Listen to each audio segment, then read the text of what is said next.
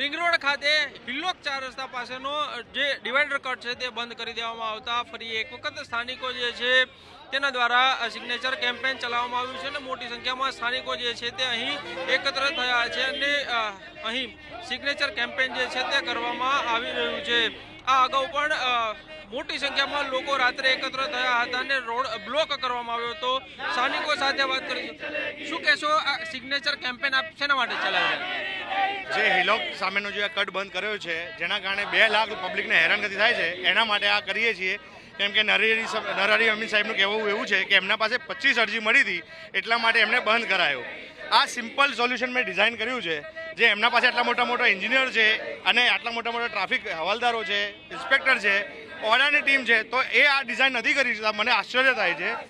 Simple છે, અહીંયા one way કરી નાખે 500 મીટર આગળ અને અહીંયાથી ટર્ન મારે, અહીંયા બ્લોક કરી દે રસ્તો હિલોક આગળ એક 1 લેન, તો અહીંયાથી યુટર્ન મારીને બધા આમ જઈ શકે છે। સેમ વે વૈષ્ણોદેવીથી જે આવે અહીંયા 500 મીટર આગળ આવી રીતે ટર્ન આપી દે ને અહીંયાથી યુટર્ન મારીને જઈ શકે છે। આ ઇઝી સોલ્યુશન છે, પણ એમને શું પબ્લિકને ખાલી હેરાનગતિ કરવાની છે એના માટે। અને આટલી અવાજ સાંભળ્યા કરતાં કોઈ ભૂપેન્દ્રભાઈ પટેલ કે કોઈ આવતું નથી, કોઈ ધારાસભ્યો નથી સાંભળતા। અમે બધી જ જગ્યાએ મ્યુનિસિપલ કોર્પોરેશન ઓડામાં બધી જગ્યાએ અમે રજૂઆત કરી છે, પણ કોઈ સાંભળતું જ નથી। શું કહેશો મોટાભાઈ, આ કેવી સમસ્યા થઈ રહી છે? આ સમસ્યા ખૂબ જ ગંભીર સમસ્યા છે અને જેનું નિવારણ લાવવું જરૂરી છે। કેમ કે આસપાસ જે રહીશો રહી રહ્યા છે તેમને બહુ જ હાલાકીનો સામનો કરવો પડી રહ્યો છે। આજકાલ મેડિકલ ઇમરજન્સી હોય, તમે સાંજે આવીને જુઓ તો કોઈ બી વ્યક્તિને વૈષ્ણવદેવી જવું હોય તો તેના માટે 1 કલાકનો ટાઈમ લાગી રહ્યો છે। જેનું રીઝન છે બધો ટ્રાફિક વન વેમાં રિટર્ન જઈ રહ્યો છે। બીજું, ફૂલ સ્પીડમાં વાહનો સર્વિસ રોડ ઉપર ચાલી રહ્યા છે, તો આનું નિરાકરણ તદ્દન જરૂરી છે। ખૂબ જ ખર્ચ થઈ રહ્યો છે, પેટ્રોલ યુઝ થઈ રહ્યું છે, પોલ્યુશન થઈ રહ્યું છે।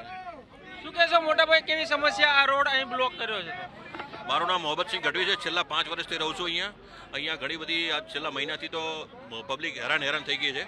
એક વખત રાતે અમે આંદોલન બી કર્યું, પણ એ લોકો આવી અને કોઈ પણ સોલ્યુશન વગર બંધ કર્યું છે। તો આ ખોલાવો એ બદલ આભાર, થેન્ક યુ।